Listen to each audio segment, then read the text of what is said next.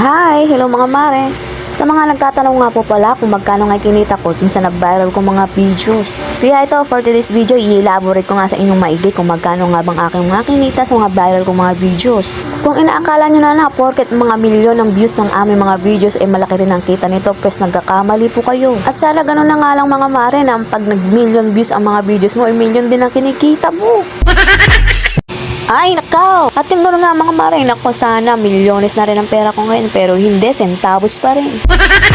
Katulad nga ng video na ito na nagkaroon nga ng 56,564 views. At ang kinita nga nito ay $0.48 lang. At kung i-convert nga natin to sa piso ay nako, 26.4 pesos lang. Tingnan nyo nga, 56,000 views na yan, pero 26 pesos lang ang kinita. Dito naman tayo sa video ko na nagkaroon nga ng 190,000 views. Tapos ang kinita nga nito ay $2.86.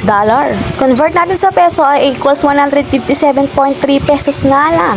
O diba, sangka pa, 190,000 views na yan. At dumako na nga tayo dito sa pinaka nag-viral kong video na nagkaroon nga ng 1.6 million views. At itong 1.6 million views nga ay nagkaroon nga ng $13.24.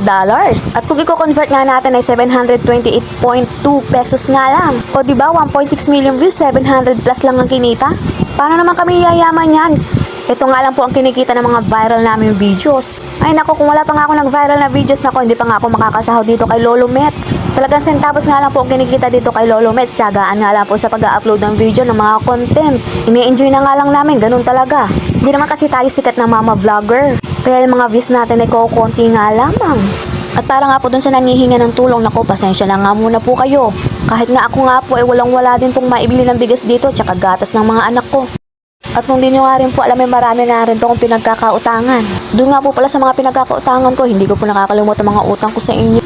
Kaya po maraming salamat sa pangunawa nyo.